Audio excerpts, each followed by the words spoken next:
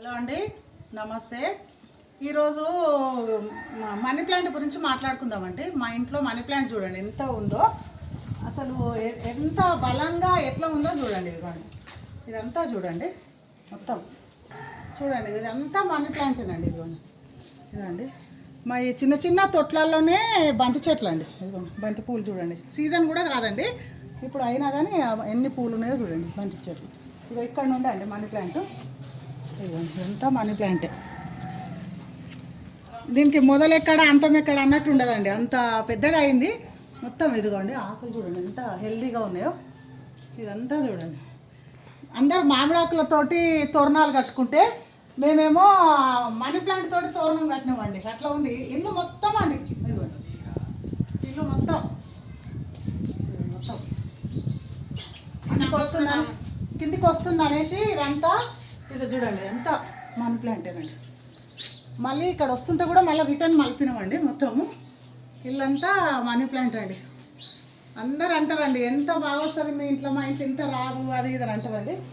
ఏం లేదండి, నేను వేయడం కిచెన్ వేస్ట్, కొంచెం శ్రద్ధ చూపిస్తే చాలండి.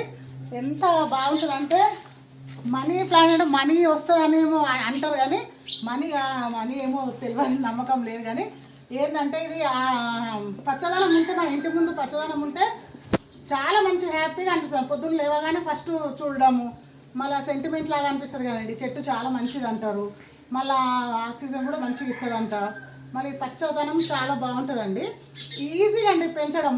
ఇగో ఎంత ఆకులు చూడండి ఎంత బలంగా, ఒక్కొక్క దాంట్లో అన్నం తినొచ్చండి, అంత పెద్ద ఆకులు అండి. ఇదిగోండి మళ్ళీ పెట్టింది చిన్న సైజు చిన్నదేనండి. అయితే రోజు దేవుడికి వేస్తాం కదండి పువ్వులు, ఈ పువ్వులు ఇవి అవన్నీ నేను వేస్ట్ చేయనండి. ఇందులోనే పువ్వులు, వాటరు, కిచెన్లో వెళ్ళే నీళ్ళు ఇవన్నీ ఇట్లా వేస్తానండి.